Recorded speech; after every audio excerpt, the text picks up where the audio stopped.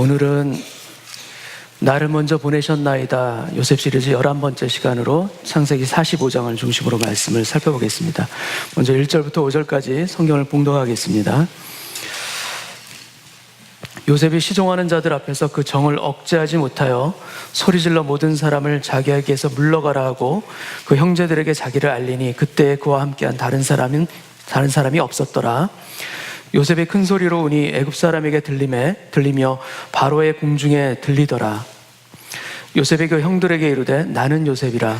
내 아버지께서 아직 살아계시니까 형들이 그 앞에서 놀라서 대답하지 못하더라. 요셉이 형들에게 이르되 내게로 가까이 오소서. 그들이 가까이 가니 이르되 나는 당신들의 아우 요셉이니 당신들이 애굽의 판자라. 5절은 같이 읽겠습니다. 당신들이 나를 이곳에 팔았다고 해서 근심하지 마소서. 한탄하지 마소서. 하나님이 생명을 구원하시려고 나를 당신들보다 먼저 보내셨나이다. 아멘. 여러분, 신앙은 해석이다라는 그런 말이 있습니다. 신앙은 우리 삶에 일어난 일을 해석하는 겁니다. 근데 그 해석이 우리의 해석이 아니라 하나님의 관점으로 해석하는 것이 바로 신앙의 길이기도 합니다. 사람은 미래에 대해서 많이 알고자 하고요, 알기 위해서 많이 애를 씁니다. 그러나 미래는 알 수가 없습니다. 우리의 영역이 아니죠.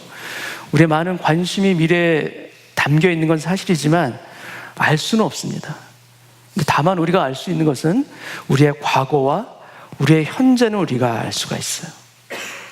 근데 우리가 겪었던 또 겪고 있는 이 과거와 현재를 어떻게 보느냐에 따라서 우리의 미래가 달라질 경우가 참 많습니다.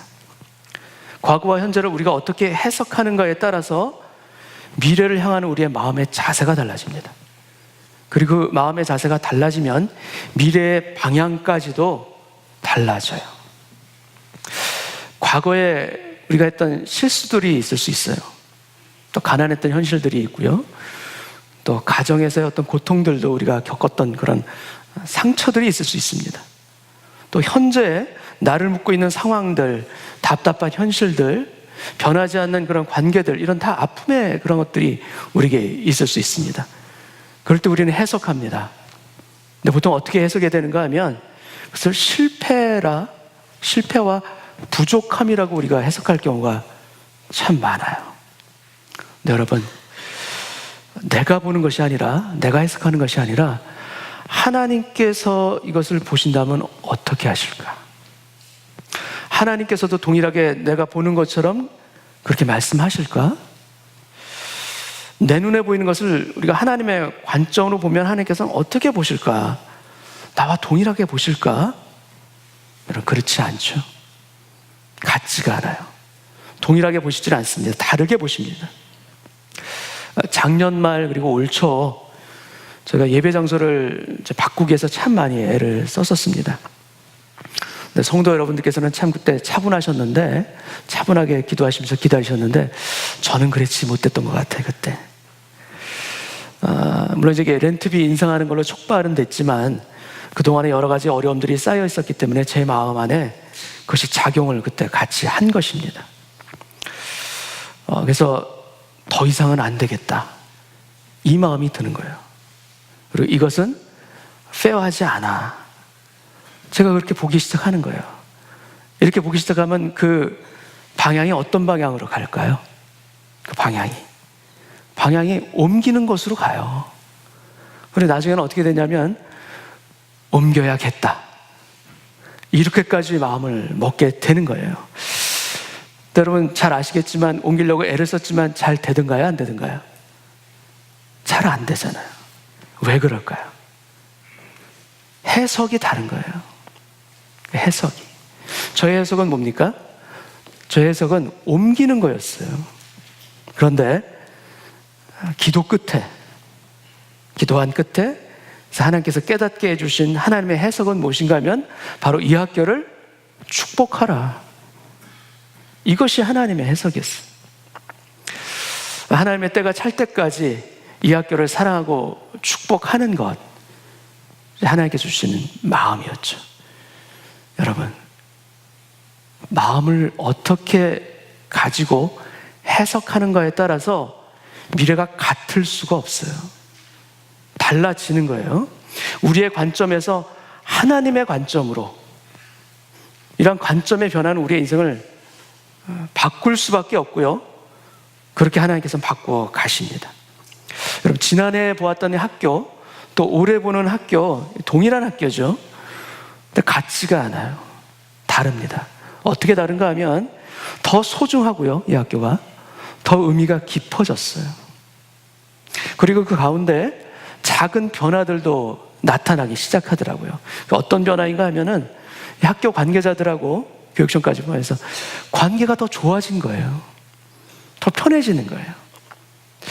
하나님이 주시는 해석으로 여러분, 우리의 마음이 해석이 같이 담겨질 때 하나님 반드시 축복해 주실 줄 믿습니다. 달라지게 하시는 거예요. 성경에는 우는 사람들이 많이 등장합니다. 그러니까 아버지의 축복을 동생한테 빼앗기고 나서 아버지 앞에서 내게도 축복하여 주옵소서 우는 에서의 눈물이 성경에 나오죠. 그리고 애굽의 공주가 나일강에서 목욕하다가 갈대상자를 발견합니다. 근데 갈대상자를 발견해서 그 안에 있던 아기가 살아나죠. 근데 어떻게 살아나게 됩니까? 그 안에 있던 아기 모세의 울음소리로 인하여 발견하는 거예요. 성경에 등장하는 인물 중에 우는 장면이 가장 많이 기록된 사람 중에 하나가 바로 요셉입니다. 오늘 본문에서도 요셉은 우는 장면이 나오죠. 그것도 아주 큰 소리로 울었다라고 되어 있습니다. 1절, 2절 한번 보겠습니다. 요셉이 시종하는 자들 앞에서 그 정을 억제하지 못하여, 그 마음에 정을 억제할 수가 없어요. 소리질러 모든 사람을 자기에게서 물러가라 하고 그 형제들에게 자기를 알리니 그때 그와 함께한 다른 사람이 없었더라. 2절, 요셉이 큰 소리로 우니, 큰 소리로 웁니다. 애굽 사람에게 들리며 바로의 궁중에 들리더라. 성경은 요셉이 우는 장면을 대략 한 8번 정도 기록해 놓고 있습니다. 자주 울죠. 한번 보겠습니다. 도표를 통해서 한번 보겠습니다. 42장에 보면 형들이 얘기합니다. 우리가 아우의 핏값을 이제 치르게 되었도다.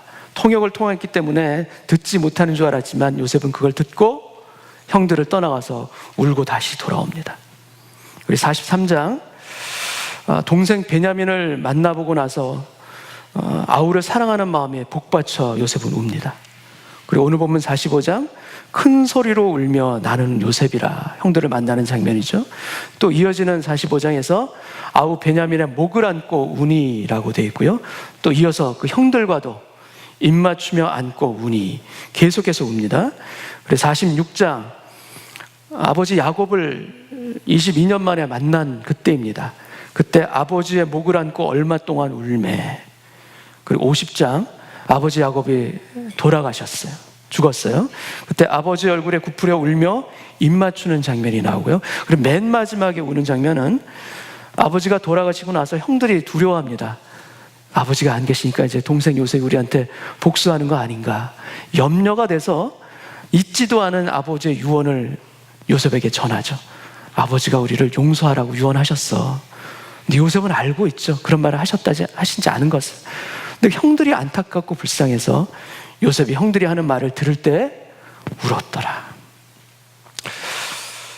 제가 어렸을 때 참 많이 들었던 말이 무엇인가 하면요, 남자는 울면 안 돼.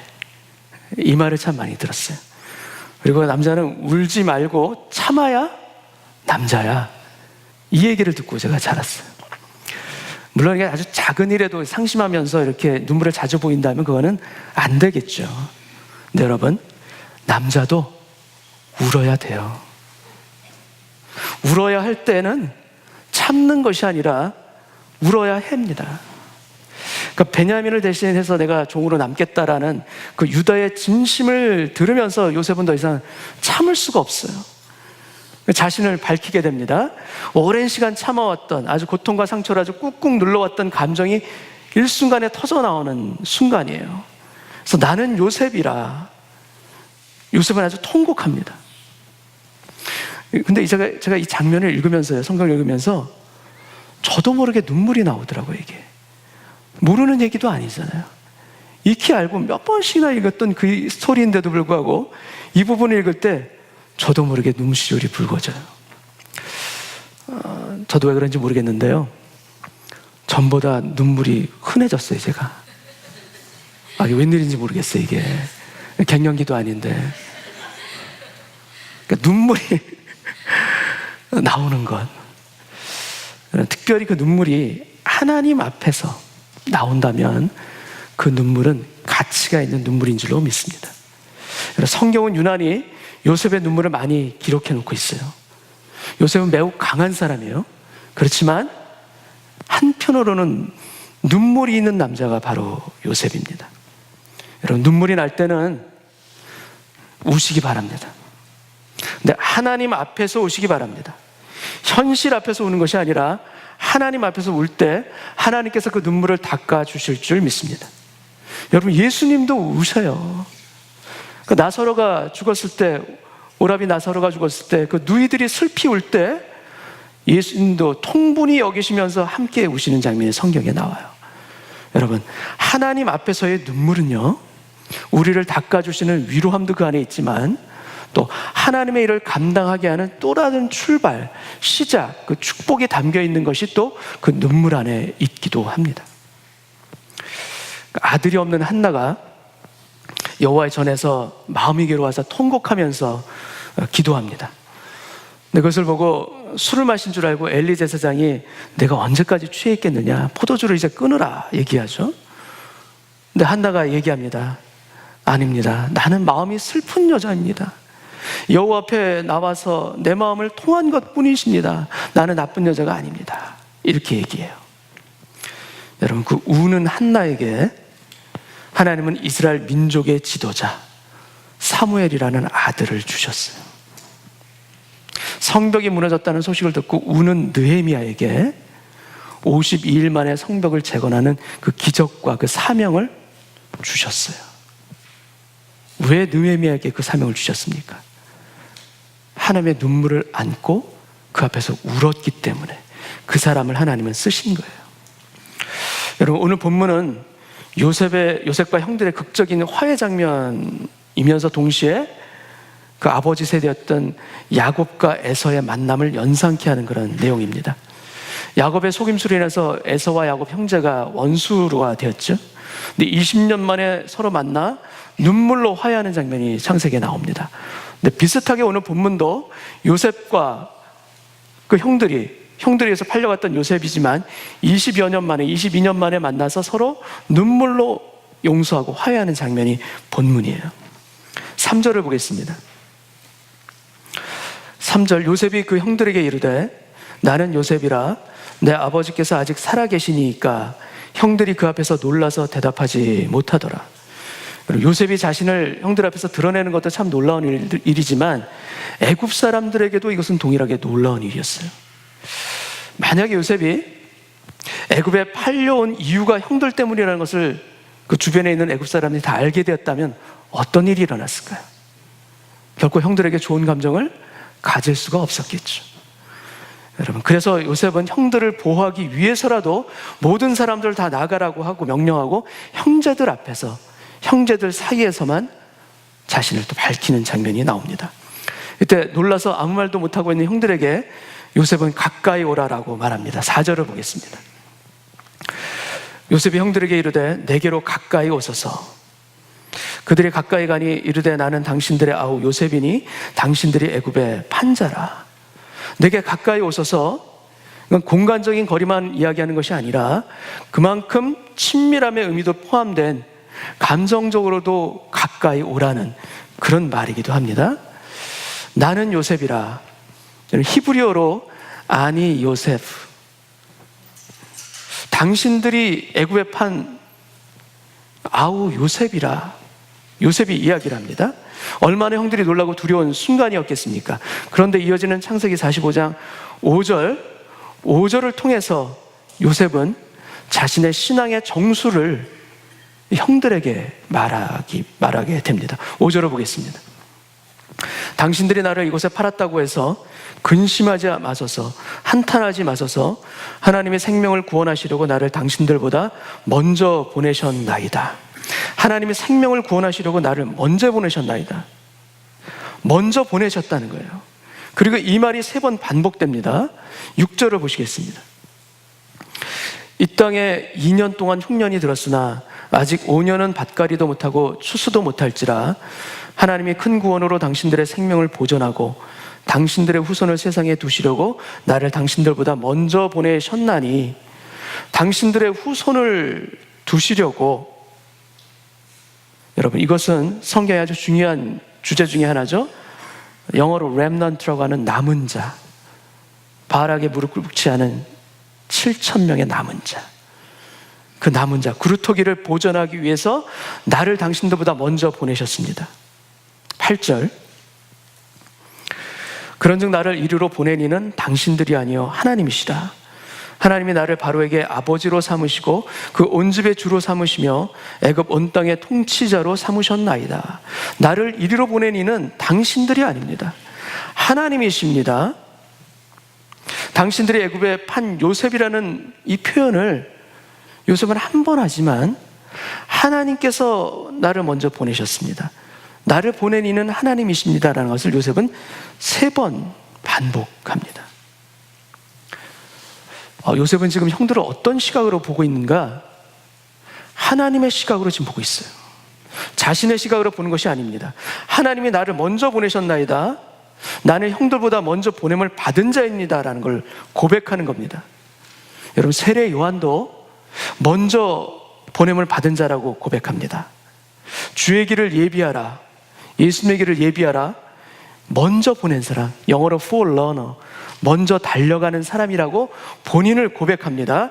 그래서 세례 요한은 광야에서 외치는 자의 소리로 또 감옥에서 순교하기까지 그 길을 달려갈 수가 있었던 것이에요. 자신이 어떤 사람인 걸 알기 때문에. 이스라엘을 위해서 하나님이 먼저 길을 예비하시려고 보낸 사람이 바로 나, 요셉입니다. 이 신앙을 지금 요셉은 고백합니다. 여러분, 우리가 사람을 용서하려고 할 때요, 용서하려고 애를 쓰면 용서가 될까요? 되기도 하죠. 그렇지만 쉽지가 않아요. 그리고 하나님께서 요셉에게 형들을 용서해라 이렇게 말씀하셨을까요? 아니, 하나님께서 그렇게 말씀하셨다 할지라도 그렇게 용서는 쉽게 되는 게 아니죠. 잘 안 되는 거예요. 그런데 하나님께서 우리 가족을 구원하시려고, 하나님께서 우리 가족의 생명을 구원하시려고 나를 먼저 보내셨구나, 후손들을 남겨주시려고 하나님께서 나를 쓰신 거였구나라는 것이 깨달아지면, 그것이 깨달아지면 용서를 넘어서는 감동이 그 안에 있어요. 그렇게 되면 용서보다 더 큰 은혜가 밀려오는 것이에요.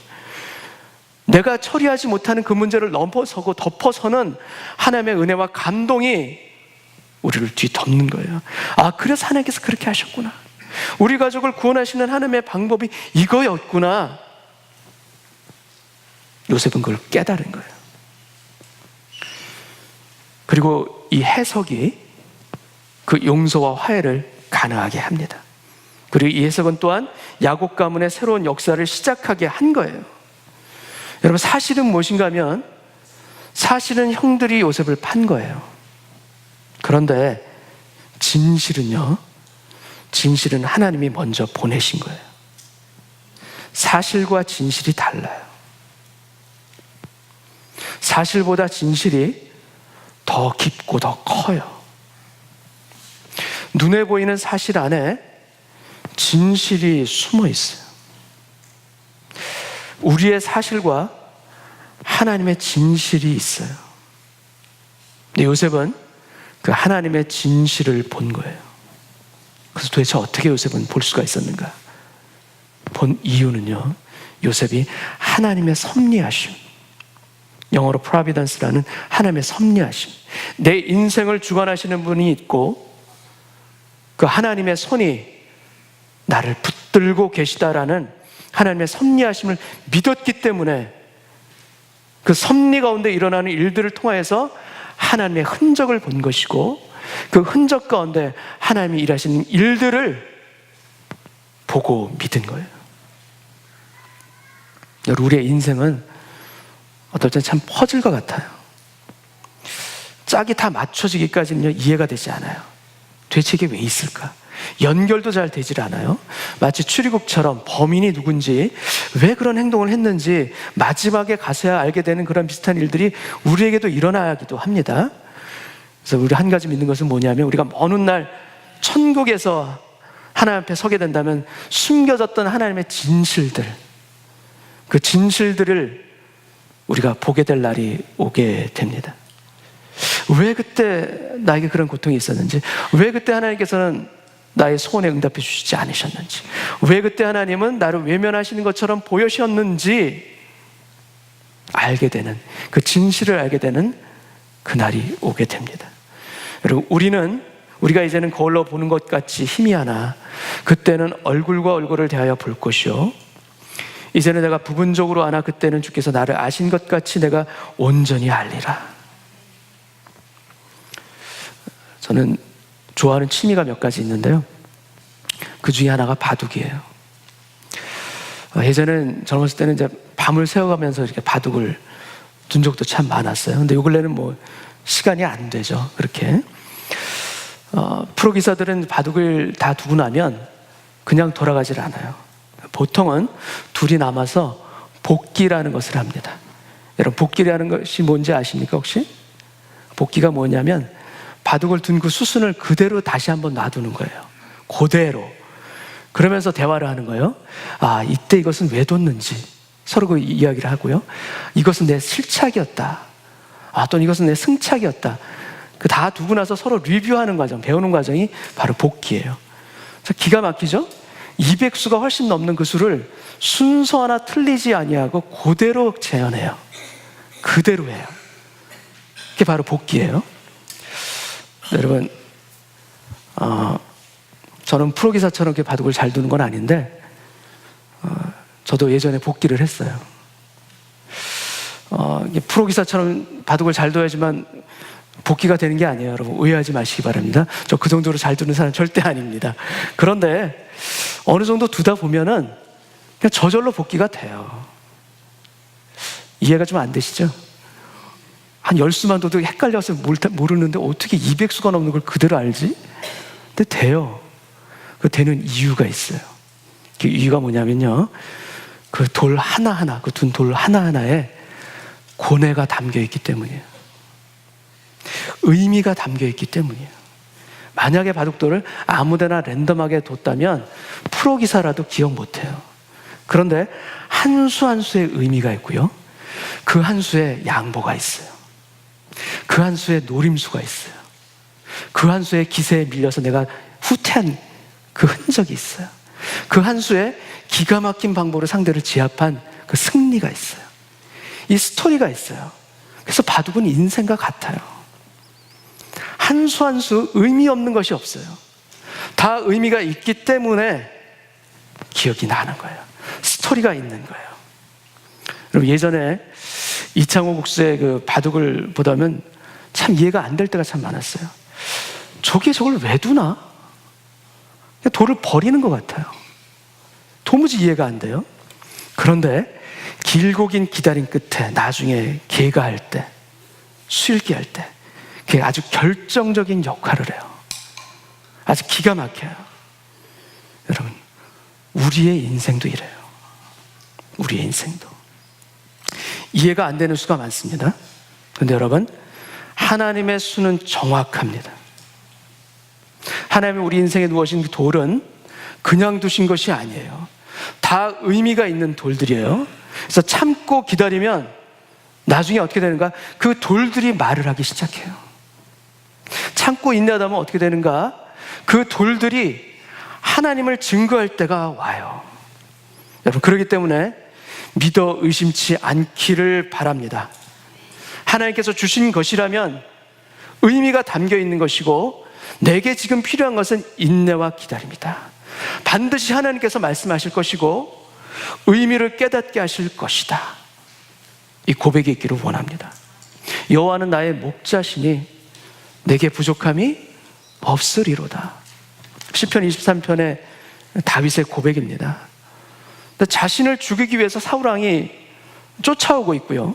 이것저것 도망다니고 시련과 고통 가운데 있는 인생인데 다윗은 노래하는 거예요. 내게 부족함이 없으리로다 고백합니다. 근데 현재 상황은 어떨까요?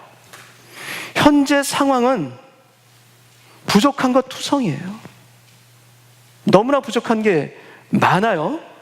그런데 다윗은 다르게 봐요. 다르게 해석하는 거예요. 그것이 가능한 이유가 무엇인가? 내게 부족함이 없으리라는 이 고백이 가능한 이유가 무엇인가? 그 앞에 있는 다윗의 해석이에요.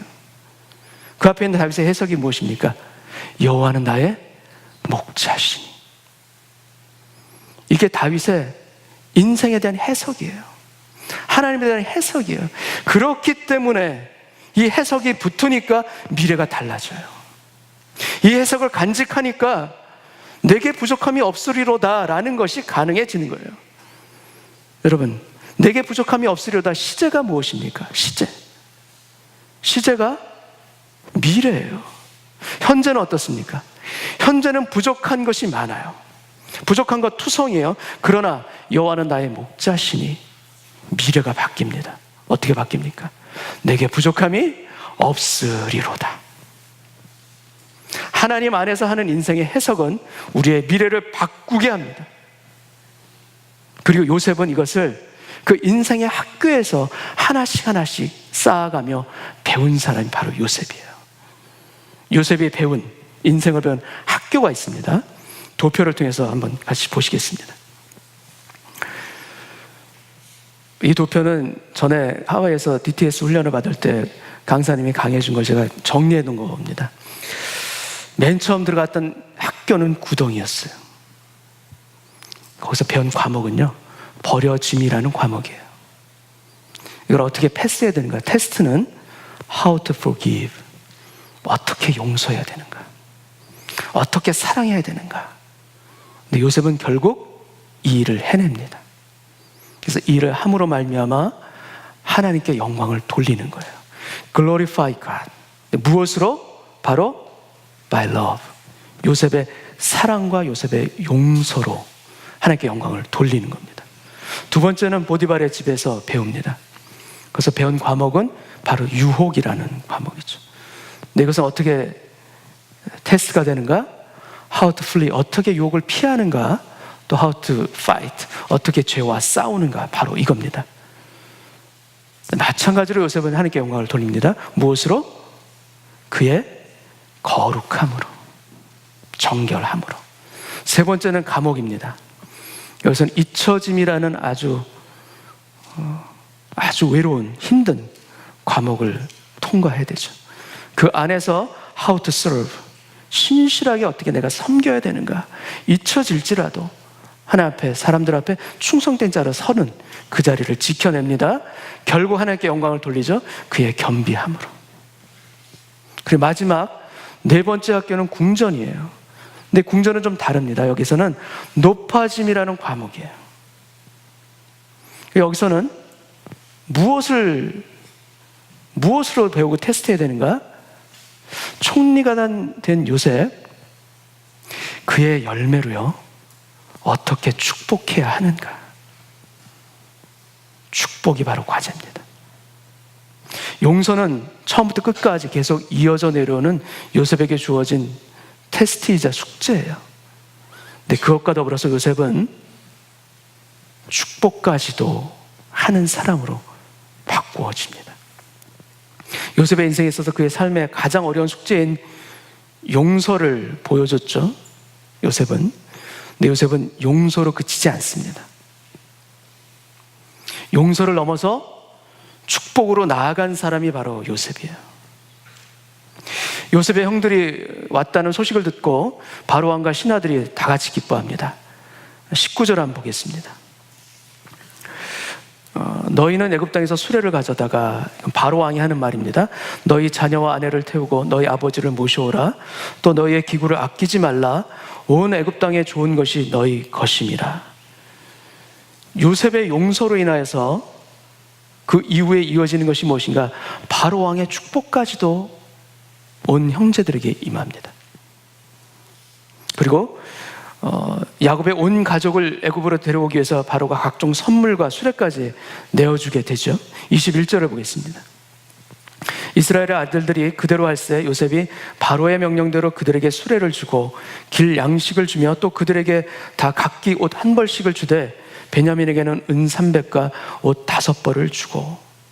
여러분, 요셉의 옷을 찢었던 형들에게 요셉은 옷 한 벌씩 줍니다. 형들의 새로운 인생의 시작을 의미하는 그 옷, 그것을 준 거예요. 그리고 요셉의 용서는 화내는 것을 멈춘 게 아니에요. 미워하는 것을 그만둔 것이 아니에요. 용서를 넘어서 축복하자.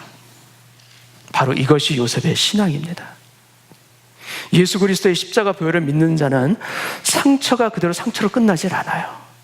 오히려 상처를 극복하고 회복함을 통해서 하나님을 경험함으로 인해 다른 사람에게 하나님의 축복과 복음을 전할 수 있는 축복의 통로가 되어지는 것, 그것이 우리 믿는 크리스찬, 십자가를 통과한 사람에게 주시는 하나님의 축복이기도 합니다. 나를 보낸 자는 당신들이 아니라 하나님이시라. 나를 여기에 보내신 분은 바로 하나님이십니다. 이 다르게 보는 힘이 여러분 우리의 신앙입니다. 내가 보는 것대로 보는 것이 아니라 하나님의 관점으로, 성경의 관점으로 보는 영적인 해석의 이 힘이 우리에게 있기를 원합니다. 고통스러운 실패의 경험이 있는 인생이 주님을 만나 그 해석이 달라질 때 여러분 그 은혜의 문이 열리는 거예요. 축복의 문이 열리는 것입니다.